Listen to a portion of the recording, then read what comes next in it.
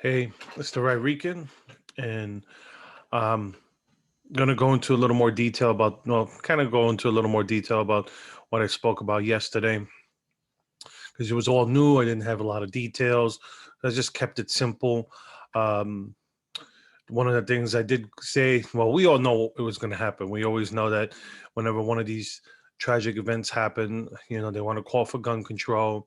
They want to take guns away from someone like me who's never shot anyone.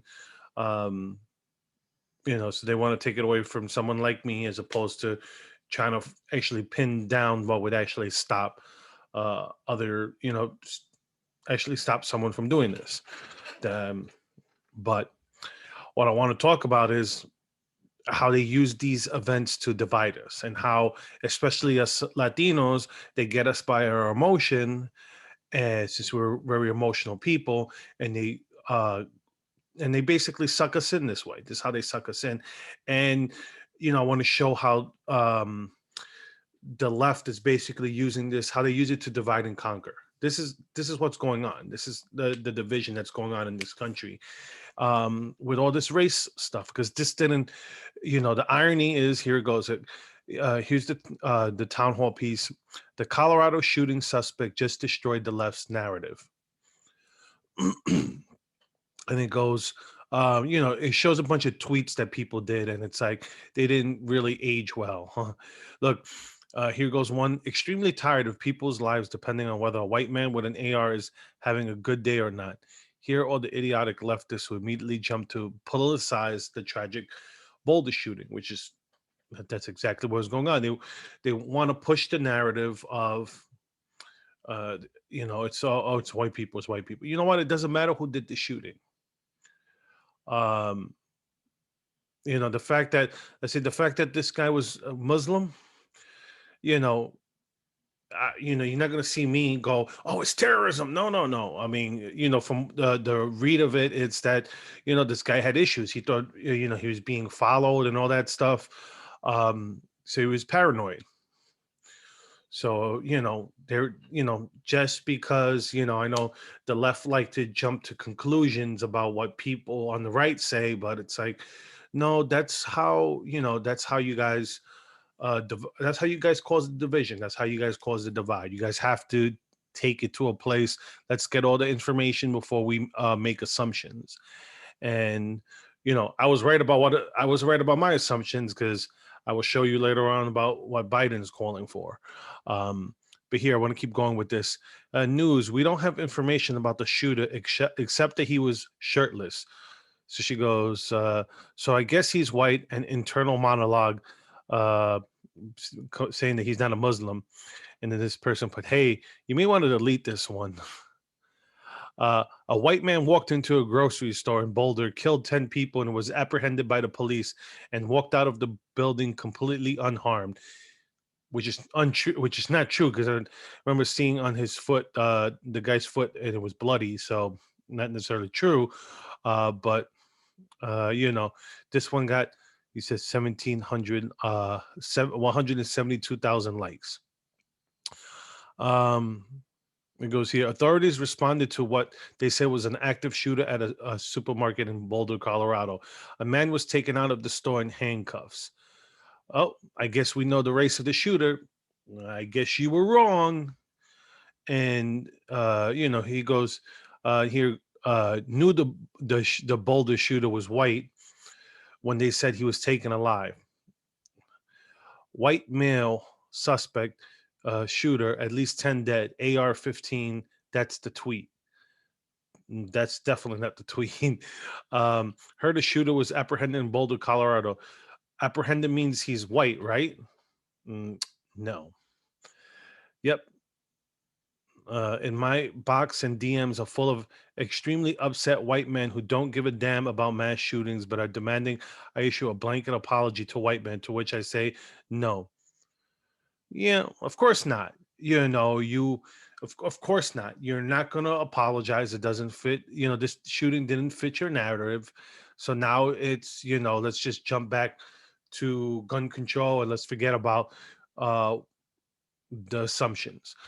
Um, so The suspect in the mass killing is a Muslim immigrant from Syria whose social media posts show an intense hatred of Trump and his uh, administration's immigration policies. And the tweet was, I bet anyone my salary right now that the shooter in Boulder is a right wing MAGA white male." uh, so that's the shooter's full name is Ahmed Al was it Alawa Al Isa. His online post show he's a deeply religious Muslim. I don't care. Doesn't matter. Um, but they were the victims of the entire Islam. Okay, this is I guess this is showing some of the guys' tweets, which to me, like I said, it doesn't matter. But this is how they divide us, oh, it was all about white people yesterday, and then now that it was Muslim. Oh, oh, look, they're gonna call it, the right are gonna call it terrorism, blah blah blah blah, you know, and no. What I want to show you is it's a pattern, but the problem is you have people, you have liberals on the left, which I make the distinction, uh, like Ben Shapiro and Dennis Prager, where you have to make the distinguish between liberals and leftists. Okay, and here in the gun control debate is exactly where you'll see the difference. The difference is leftists actually support 2A, because I have my I have a friend who's basically a communist, and that 2A is like, nope, they believe that they need 2A for their revolution.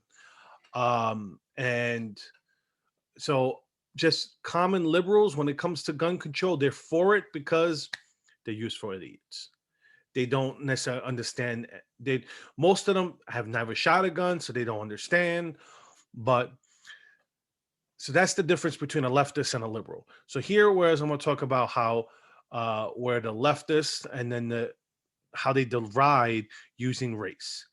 And like I said, here, it went from white man shooter to, oh, okay, now they're gonna, no, let's just focus on gun control. The liberals are like, let's just focus on gun control now. But the leftists want to keep the narrative about race because it fits the agenda of divide and conquer.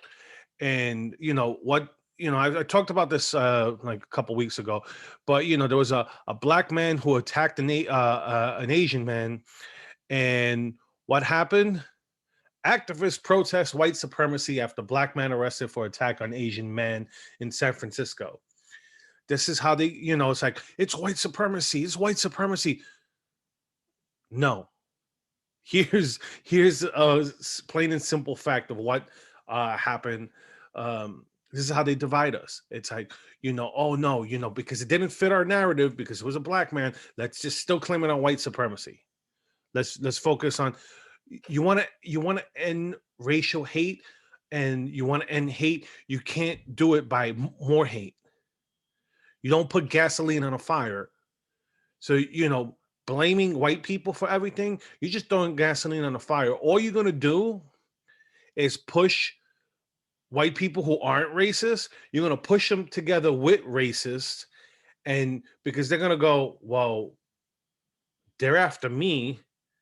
So I'm going to have to, even though I don't like these people over there, I gotta have, you're going to force these people into those into those hands.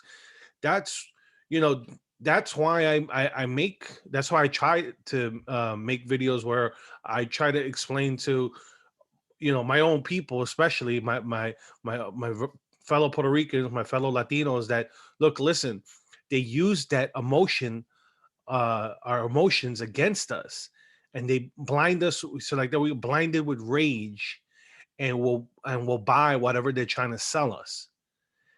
But we can't buy it. Don't buy what they're selling.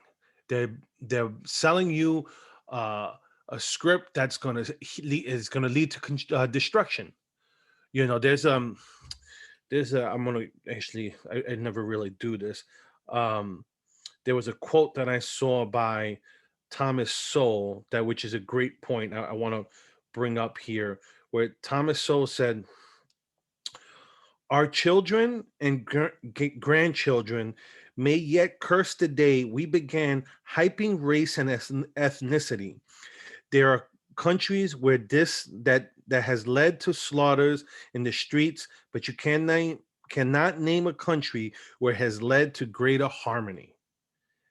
And it's true. You can't focus on what makes us different, instead of what brings us to what we're similar with, what brings us together. That's what we need to focus on instead of focusing on what makes us different. Our skin color, our ethnicity, our religion.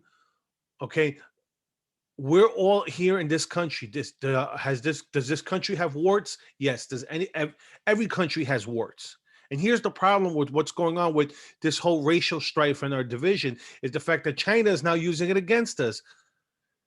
As much as I don't like Biden and he's weak, China never tried to pull off this nonsense with Trump saying that, oh, well, look, um, you guys claim, that you have a moral high ground against us, but you guys have a problem with racism and all this. And here's the problem. If you're going to say that this country's systemically racist, then guess what? You just weaken our position among the world. You have to look at it and go, do we have issues? Yeah. Can we, you want to compare us to the perfect country? Then yes, we are far from the perfect country. But you know what? When it comes to diverse countries, this is why people try to come. This is why you have people coming from overseas, trying to cross the border, coming here illegally, because at the end of the day, you could start with nothing and still make it in this country. That's not you. That's not a lot. There's not a lot of places in this world where you could do that. That's why they come here, because that's the American dream. And you can't. We're crushing the American dream with this whole racial nonsense. It's like we used to believe in the melting pot. You come here and you bring the best of where you came from, but you adapt to what makes us all American. And that's not the case anymore. We want people to come here and, you know, speak 10,000 different languages. Look, I'm from New York. I understand I'm not saying that people shouldn't speak their language, but you come here, you got to learn the language. If you move to China, if you move to Japan, guess what? They may speak English there, but if you really want to assimilate into that culture, you better learn their language. Because when they're talking and they're talking among themselves and you don't understand what they're saying, that's on you. That's not on them. It's not rude for them to be talking in their language when you're in their country. So anyway, on that rant, this is what just infuriates me about race and what they use it for. And like I said, they use it for division, and that's it. It won't make us a better country. It won't make us a better people. And last but not least, here goes. Biden to use Boulder mass shooting to tighten gun control laws. Said that yesterday. I said here for all their nonsense, common sense gun reform laws. This is the idiot that said to use a shotgun and shoot it up in the air or shoot it to the ground. I forgot what he said, but yeah, we knew this was coming. Any of us who voted, Trump or voted against Biden, we knew this was coming. We knew this is what they were going to push. Here's the statement. I'm not going to play his video, but Biden gave a statement saying that it's time for the Senate to push through common sense gun reform laws and wants specific action taken on assault weapons and high capacity magazines. We can ban assault weapons and high capacity magazines in this country once again.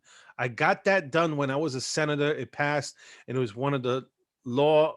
It was the law for the longest time, and it brought down these mass killings. So we should do it again. I want to shout this out to one of my friends. I know they won't watch this, but if they watch this, I'd be like, remember when you told me that, oh, Biden wasn't serious about gun control laws, that, this was a ploy of his to get the left to get the left votes. And I told him, are you kidding me? Do you not know he was involved with the first ban in 1994? And there's there it is for you, his own words. So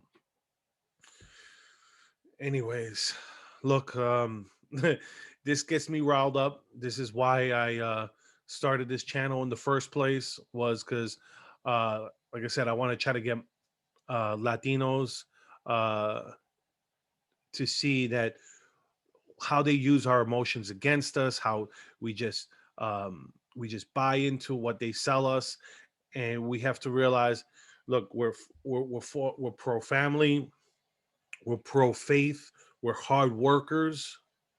Okay, I remember growing up. Uh, did we take handouts? Did we take, did we accept welfare? But a lot of us, even though our families accepted it, we were taught to, not to depend on it. We were taught to just use it temporarily and move forward, try to grow. So these are conservative principles. These are, you know, um, conservative principles. Because, as much as I may not believe, agree with everything with conservatism, being a libertarian, I'm going to be more in line with conservatives. One of the big things where we differ is with when it comes to drugs, where I go as a libertarian, I go, you want to put something in your body, or it shouldn't be a crime. You want to make yourself sick, that's, what can I do? Uh, offer you treatment. I don't think drugs should be something where you go to prison for, unless you're the one selling it. If you're a user, you should, instead of going to jail, you should be offered treatment, because God knows you could still get drugs in jail. So um, that's it. That's all I got for you guys tonight. Hope you enjoy my video. Sorry about my little short video yesterday. I was exhausted. Today you can see um, I've got my normal energy, got my fresh cut and everything, so I'm good. Um, I hope you guys like my videos, enjoy my content. Please like and follow me, and leave me comments. I appreciate real comments. I keep getting these robo comments. So if you're watching this and just like I said, I enjoyed the comments. You could follow me on social media. I'm on The Right Rican at Facebook, Twitter, Parler, Gab, Clout Hub, you name it, I got it. Trump's supposed to be making a new social media. I'll be on there too. All right. So that being said, have a good night, everyone.